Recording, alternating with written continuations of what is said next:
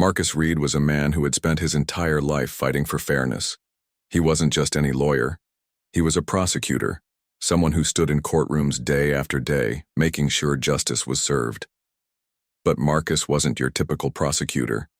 While many of his colleagues came from wealthy families or prestigious schools, Marcus grew up in a modest neighborhood where opportunities were few and challenges were plenty.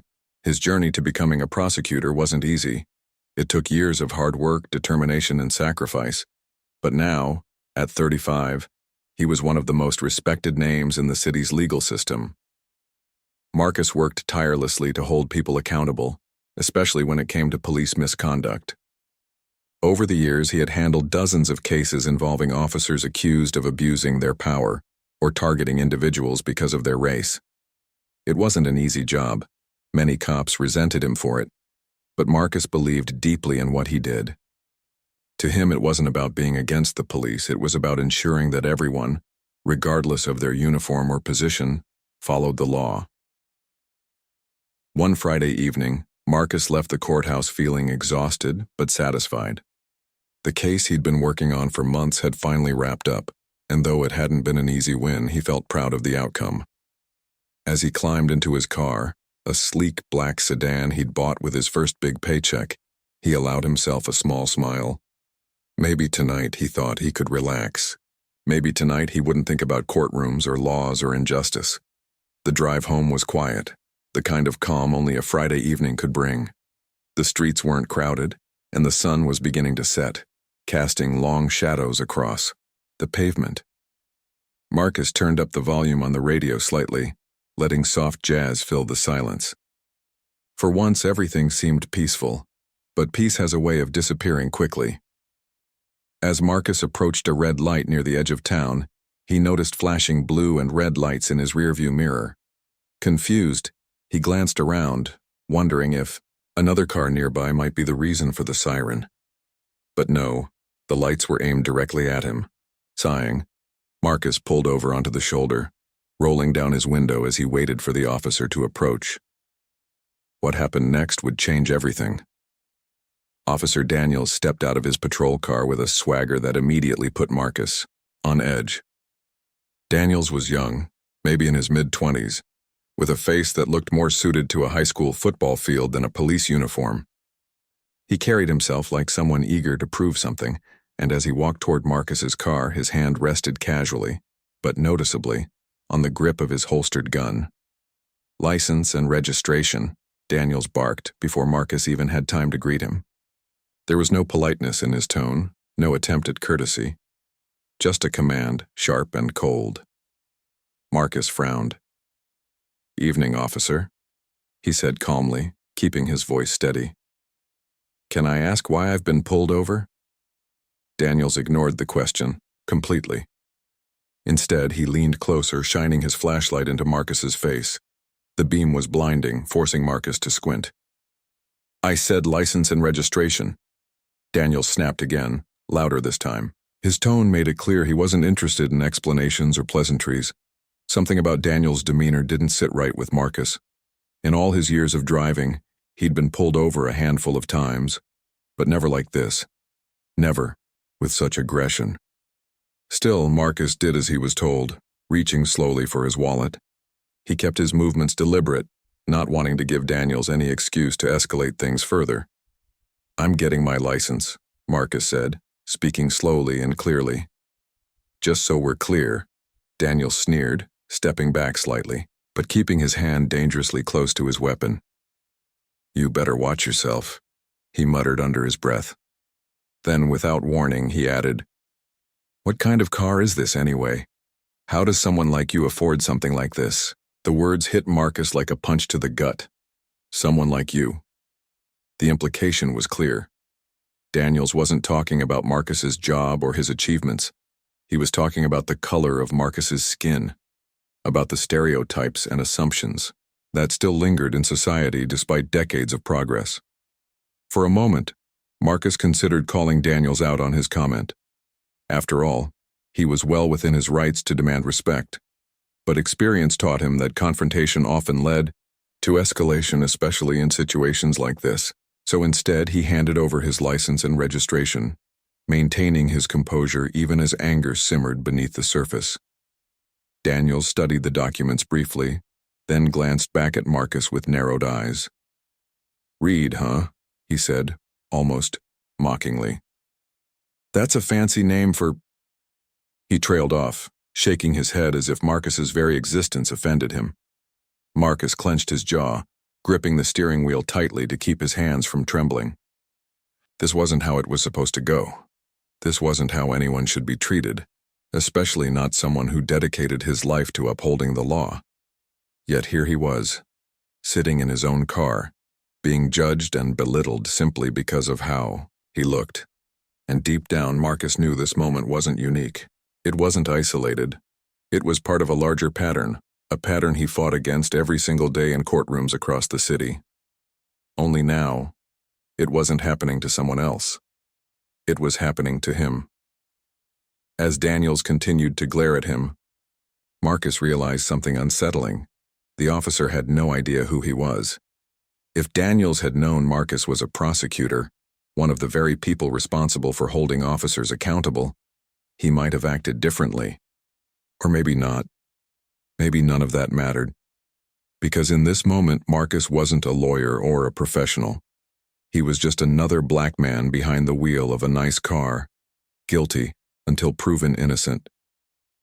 And as Daniels reached for his radio, muttering something about running a background check, Marcus braced himself for whatever came next. Whatever it was, he knew it wouldn't be pleasant. As Officer Daniels continued to scrutinize Marcus's documents, the tension in the air grew thicker. The young officer's body language screamed hostility.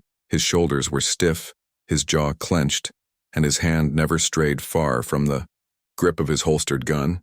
He glanced back and forth between the license, the car, and Marcus himself, as if trying to piece together some puzzle that didn't add up in his mind.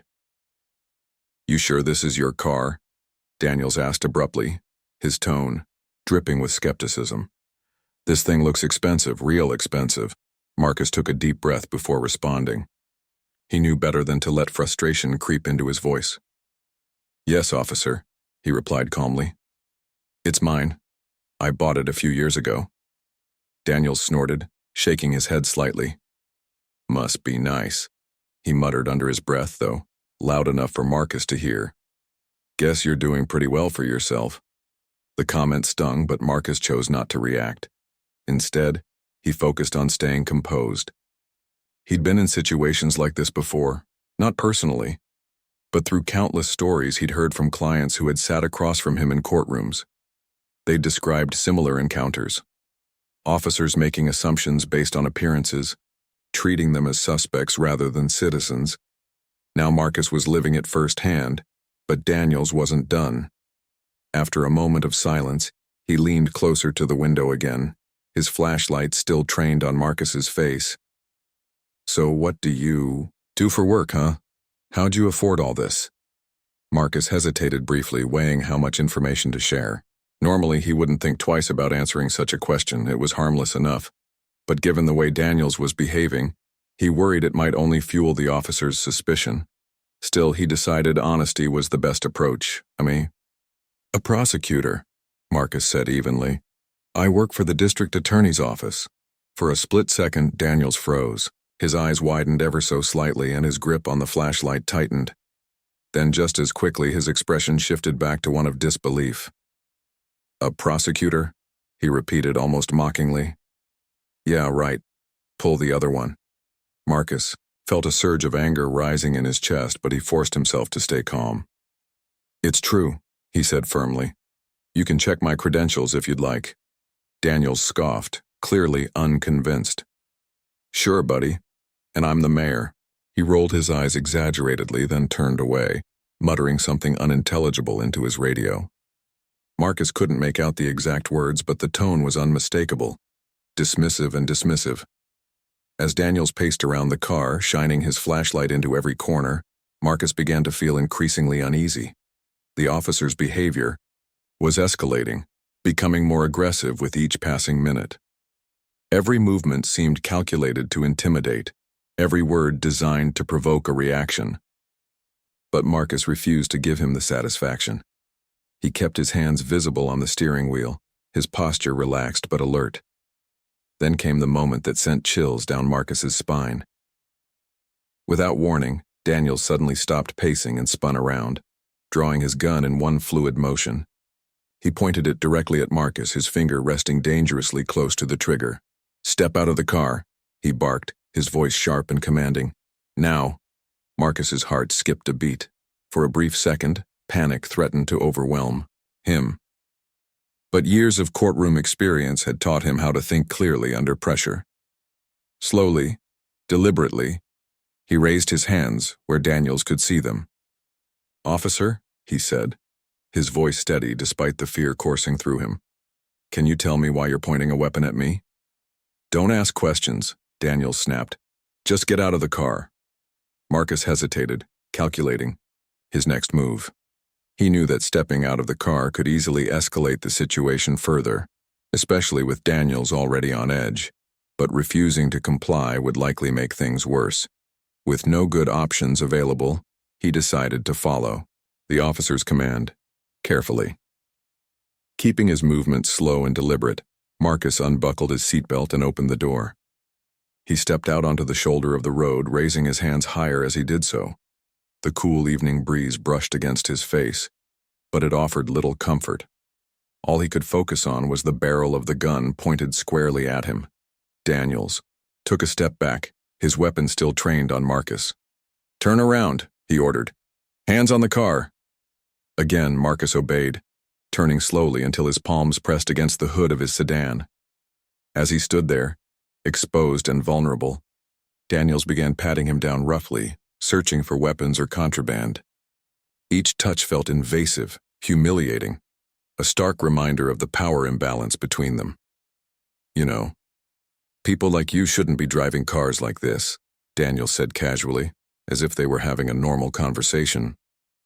"Makes folks suspicious?" Marcus bit back a retort, knowing it would only inflame the situation. "People like you." Once again, the phrase echoed in his mind, reinforcing the ugly truth behind this encounter. This wasn't about traffic violations or routine checks. It was about prejudice, plain and simple. When the search yielded nothing incriminating, Daniels stepped back, holstering his gun but keeping his hand close to it. "All right, listen up," he said, his tone softer now but still laced with disdain. "I'm letting you off easy tonight, but don't let me catch you speeding again, or anything else for that matter. Got it?" Marcus nodded silently, lowering his hands and turning to face the officer. Though relieved that the immediate threat had passed, he couldn't shake the sense of injustice gnawing at him. Here he was, a respected legal professional, someone who dedicated his life to enforcing the law, being treated like a criminal simply because of the color of his skin. It was maddening, infuriating, and deeply disheartening all at once. Yet even as these emotions swirled inside him, Marcus reminded himself of something important. Reacting impulsively wouldn't solve anything. Losing his temper or confronting Daniels outright would only play into the narrative the officer seemed eager to create, that Marcus was dangerous, uncooperative, guilty. No, Marcus needed to handle this differently. He needed to find a way to turn this moment into something meaningful, something that could lead to real change. With that thought in mind, Marcus climbed back into his car, closing the door gently behind him. As Daniels returned to his patrol vehicle, Marcus allowed himself a moment to breathe, to process everything that had just happened. The encounter had lasted only a few minutes, but it felt like an eternity. And as he drove away, watching the flashing lights disappear in his rear-view mirror, Marcus knew one thing for certain. This wasn't over, not by a long shot. As Marcus drove away from the scene, his hands gripped the steering wheel tightly, his knuckles white. The adrenaline that had surged through him during the encounter was beginning to fade, leaving behind a mix of emotions: anger, frustration, and an overwhelming sense of injustice. He replayed the incident over and over in his mind, each detail etched vividly into his memory. The way Daniels had sneered at him, The dismissive tone when Marcus mentioned being a prosecutor, the cold steel of the gun pointed directly at his chest. It wasn't just the actions themselves, it was the underlying message they carried. To Daniels, Marcus hadn't been a person or even a professional. He'd been a stereotype, a target. The road ahead stretched out dark and empty, mirroring the heaviness in Marcus's heart.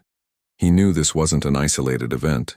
It was part of a larger pattern, one he saw daily in courtrooms and police reports. But experiencing it firsthand felt different. It wasn't abstract anymore. It wasn't someone else's story. It was personal now. And as much as Marcus wanted to push it aside and move on with his life, he couldn't ignore the weight of what had happened. By the time he pulled into his driveway, Marcus's mind was racing. His wife, Sarah, greeted him at the door with a warm smile, but her expression quickly shifted to concern when she saw the look on his face. "What's wrong?" she asked immediately, closing the gap between them. Marcus hesitated for a moment, unsure where to begin. Finally, he sighed and motioned toward the living room.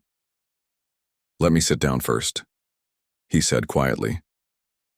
As they settled onto the couch, Marcus recounted the entire incident, the unnecessary stop, Daniel's aggressive behavior, the humiliating pat-down, and the thinly veiled insults disguised as casual remarks. With every word, Sarah's eyes widened further, her initial confusion giving way to anger.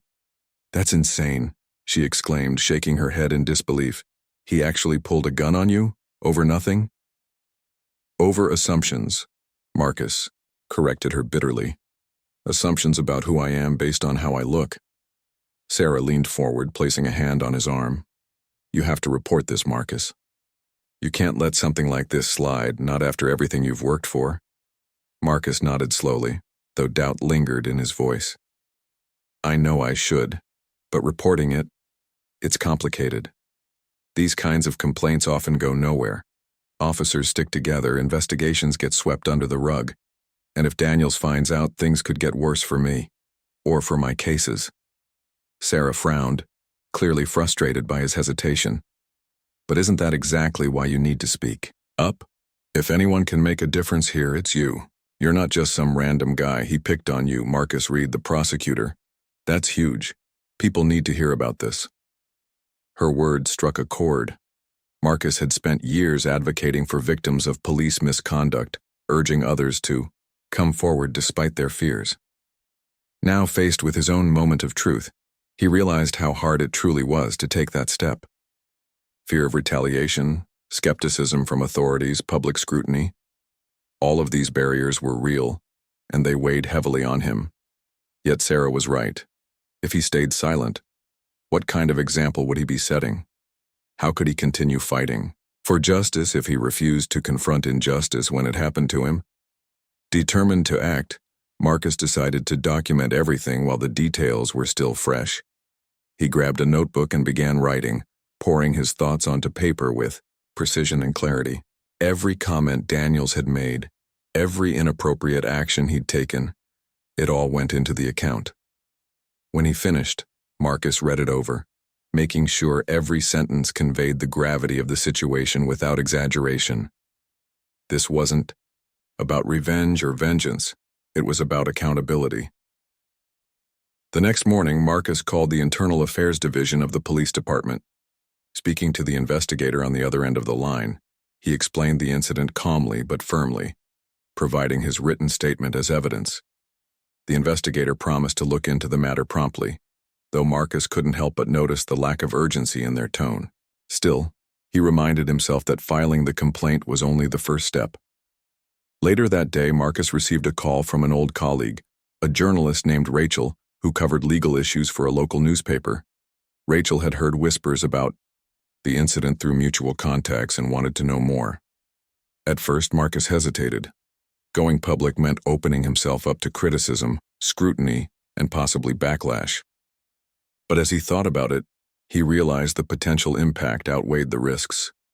If sharing his story could spark a conversation about systemic racism and police accountability, then it was worth it. When Rachel arrived at Marcus's office, later that evening, she listened intently as he recounted the events of the previous night. Her pen moved swiftly across her notepad, capturing every nuance of his account. By the end of the interview, Rachel looked up at him with admiration. "This is powerful, Marcus," she said sincerely. "People need to hear this. Are you sure you're ready for the attention this will bring?" Marcus nodded, his resolve stronger than ever. "I'm not doing this for attention," he replied. "I'm doing it because silence isn't an option. Not anymore." The article appeared online 2 days later, accompanied by a headline that captured the essence of Marcus's experience. Prosecutor targets police misconduct after being wrongfully profiled.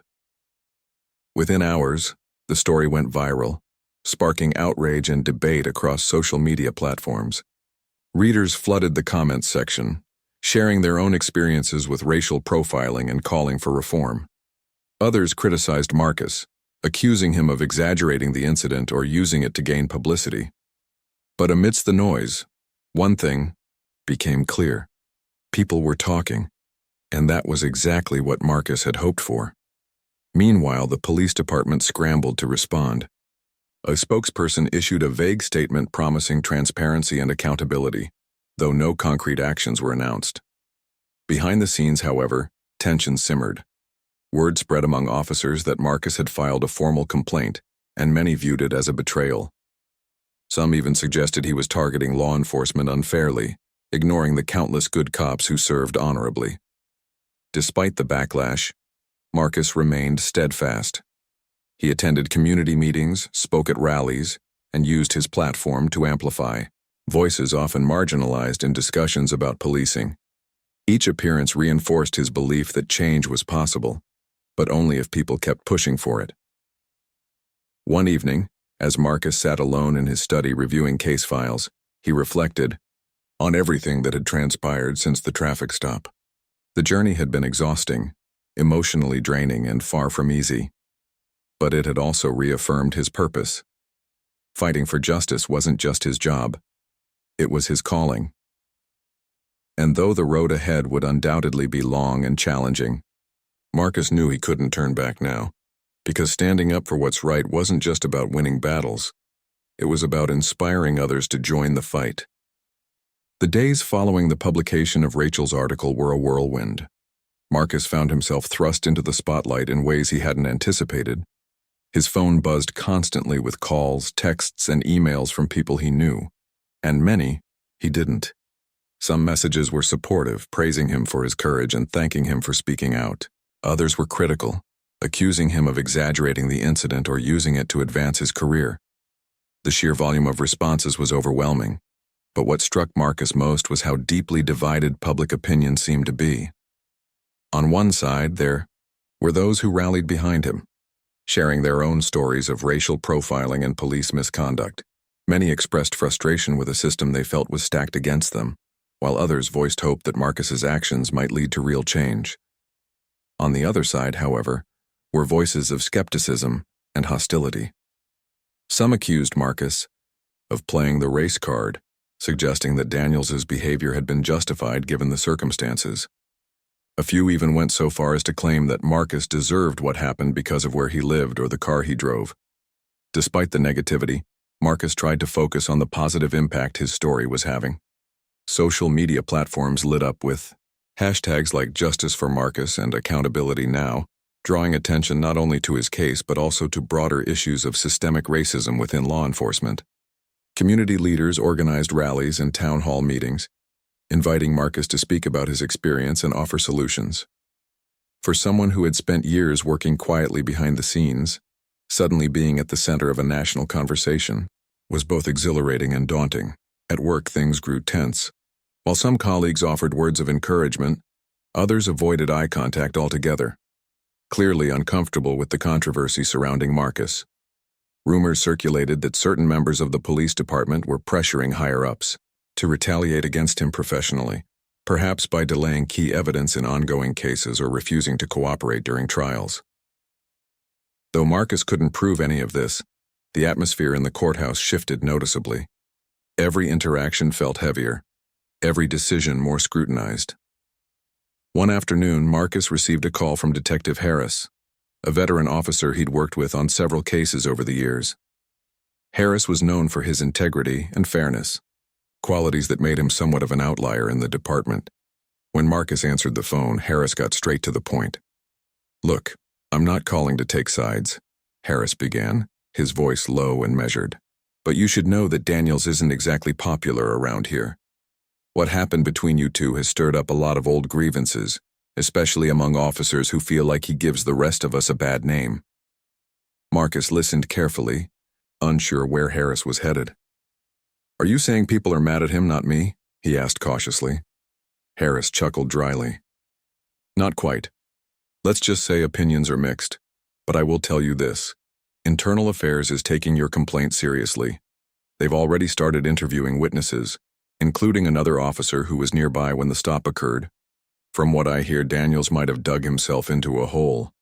Though Marcus appreciated the update, he couldn't shake the feeling that justice would still be hard to come by. Even if Daniels faced consequences, it wouldn't erase the larger problem, a culture of bias and impunity that allowed such incidents to happen in the first place. Still, hearing that progress was being made gave him a small sense of vindication. As weeks turned into months, the fallout from Marcus's decision to go public continued to unfold.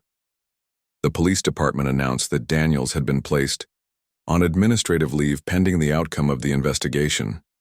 Meanwhile, community activists pushed for reforms, including mandatory de-escalation training and stricter oversight of traffic stops. Local politicians held press conferences vowing to address systemic issues, though critics argued their promises lacked substance. Through it all, Marcus remained steadfast in his commitment to using his platform responsibly.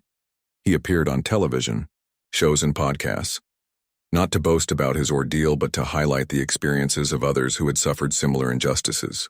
He shared stories of young black men arrested without cause, families torn apart by wrongful convictions, and communities traumatized by unchecked police brutality.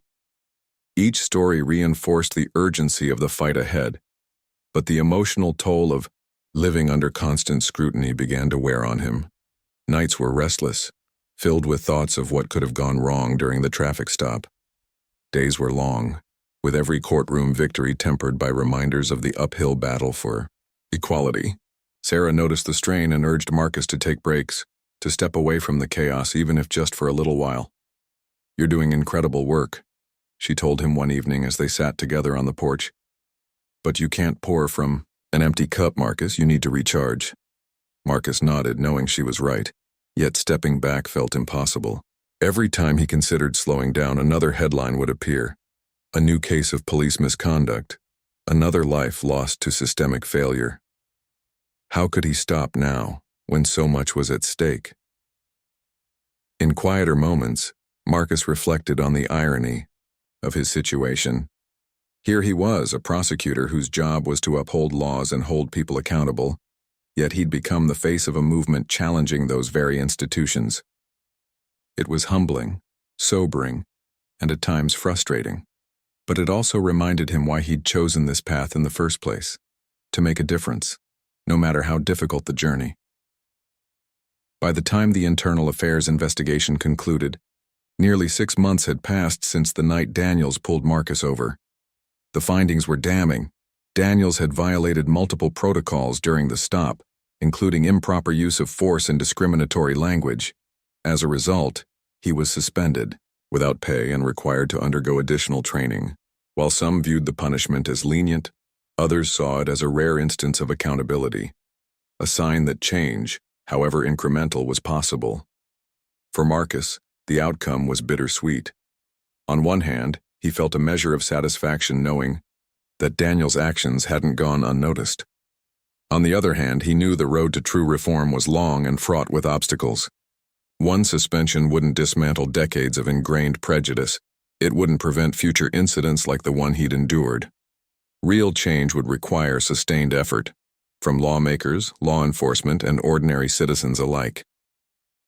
Still, Marcus refused to lose hope. He returned to his work with renewed determination, channeling his energy into cases that challenged the status quo. Each trial became an opportunity to advocate not only for individual victims, but also for systemic transformation. And though the weight of his responsibilities sometimes felt crushing, Marcus drew strength from the knowledge that he wasn't alone.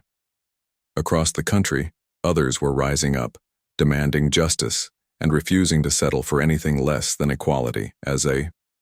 He stood in court one morning, preparing to deliver opening statements in yet another high-profile case. Marcus took a moment to look around the room. There were faces of all ages, races, and backgrounds, each person carrying their own hopes, fears, and dreams. In that moment, Marcus realized something profound. The fight for justice wasn't just his burden to bear. It belonged to everyone, willing to stand up, speak out, and push for a better future. And with that realization came a renewed sense of purpose. Whatever challenges lay ahead, Marcus knew he wouldn't face them alone. The months following Daniel's suspension marked a turning point, not just for Marcus but for the community as a whole. The incident had sparked conversations that couldn't be ignored, forcing people to confront uncomfortable truths about race, power, and accountability. Marcus found himself at the center of these discussions, traveling to schools, churches, and community centers to share his story and amplify the voices of others who had long been silenced. His message was simple yet powerful. Silence perpetuates injustice, and speaking up is the first step toward meaningful change. One Saturday morning, Marcus stood on stage at a local high school auditorium packed with hundreds of attendees. The event was organized by a grassroots coalition calling themselves Voices for Justice, a group dedicated to addressing systemic racism in policing and other institutions. As Marcus adjusted the microphone, he scanned the crowd, faces young and old, some eager, others skeptical, but all united by a shared desire for progress. "Let me start by saying this," Marcus began, his voice steady but filled with emotion. "What happened to me wasn't unique, it wasn't extraordinary. In fact, it happens every single day to people who don't have badges, who don't wear suits, who don't have platforms like mine. That's why I'm here today. Not because my experience was exceptional, but because it highlighted something we can no longer afford to ignore." The room fell silent as Marcus recounted the night Daniels pulled him over, the fear, the humiliation, the anger. He didn't shy away from describing how it felt to be treated as less than human simply because of the color of his skin. But he also emphasized the importance of resilience, of finding strength in vulnerability, and of using personal pain to fuel collective action. When he finished speaking, the audience erupted into applause. Dozens of hands shot up during the Q&A session, each person eager to ask questions or share their own experiences. A teenage girl stood up, her voice trembling slightly as she spoke. "Mr. Reed, what do you think regular people like us can do to help? We're not lawyers or politicians, we don't have much power." Marcus smiled warmly, recognizing the sincerity in her question. "You'd be surprised how much power you already have," he replied. "Start by listening to your neighbors, to those whose voices aren't always heard. Educate yourself about the issues and then use your voice to demand better. Write letters, attend meetings, vote. Every small act matters. Together, they add up to something big." Her face lit up with determination, and Marcus knew his words had resonated. Moments like these reminded him why he kept pushing forward despite the challenges. Change might take time, but it started with planting seeds of awareness and hope. As weeks turned into months, Marcus continued balancing his role as a prosecutor with his growing responsibilities as an advocate. His caseload remained heavy, but he made it a priority to mentor younger attorneys, particularly those from underrepresented backgrounds. He believed deeply in the importance of diversity within the legal system, not just for fairness but for ensuring that justice truly reflected the communities it served. At home, Sarah noticed subtle changes in Marcus. While he still carried the weight of his work, there was a newfound lightness in his demeanor. He laughed more often, spent quality time with their 2 children, and even picked up hobbies he hadn't touched in years, like painting and playing guitar. It wasn't that the struggle had become easier. Rather, Marcus had learned to find joy amidst the chaos, to appreciate the moments of peace even when storms loomed on the horizon. Still, not everything was smooth sailing. Some members of the police department continued to resent Marcus, viewing him as a threat to their profession. Anonymous comments appeared online disparaging him, and rumors circulated that certain officers were deliberately obstructing his cases. Yet Marcus refused to let negativity derail him. Instead, he doubled down on building bridges wherever possible, seeking common ground with officers who genuinely wanted to improve relations between law enforcement and the community. One evening, Marcus received an unexpected invitation to speak at a police academy graduation ceremony. At first, he hesitated, unsure whether accepting would send the wrong message given recent tensions. But after discussing it with Sarah and reflecting on his goals, he decided it was an opportunity too important to pass up. On the day of the event, Marcus arrived early, taking a few moments to walk around the venue and gather his thoughts. When his name was announced, he stepped onto the stage to polite applause, a stark contrast to the standing ovations he'd received at community rallies. Still, he approached the podium with confidence, knowing his words could plant seeds of understanding among future officers. "I want to start by acknowledging something," Marcus began, looking out at the sea of blue uniforms. "Being a police officer isn't easy. You put yourselves in harm's way every day, making split-second decisions that can mean life or death, for yourselves and for others. That takes courage, and I respect that." A murmur of approval rippled through the crowd, softening their initial reserve. Encouraged, Marcus continued, "But with great power comes great responsibility. The badge you wear doesn't just represent authority, it represents trust. And trust has to be earned, day after day, through actions that show compassion, fairness, and accountability." He paused, letting his words sink in before sharing stories of both triumphs and failures he'd witnessed throughout his career. He spoke candidly about the impact of police misconduct on families and communities, but also about the transformative potential of officers who chose to lead with empathy and integrity. By the time he concluded, the room was silent except for the sound of pens scribbling notes and quiet nods of agreement. Afterward, several cadets approached Marcus to thank him for his honesty. One young woman, barely out of her 20s, shook his hand firmly. "I promise I'll remember what you said," she told him earnestly. "I want to make a difference." Her sincerity moved Marcus deeply. As he drove home that night, he allowed himself a rare moment of optimism. Change wouldn't happen overnight, but seeing individuals committed to doing better gave him hope for the future. Years later, Marcus would look back on this chapter of his life with a mix of pride and humility. The road had been long and difficult, filled with setbacks and victories alike. But through it all, he had stayed true to his principles, refusing to let cynicism overshadow his belief in the possibility of a fairer, more just world. Today, Marcus's legacy extends far beyond courtrooms and headlines. His story serves as a reminder that courage isn't the absence of fear, it's acting in spite of it. That justice isn't just a destination, it's a journey requiring constant effort and vigilance. And that even in the darkest moments, one person's willingness to stand up can inspire countless others to join the fight. As Marcus often says now, reflecting on everything he's been through, change begins with a single step, but it takes all of us walking together to reach the finish line.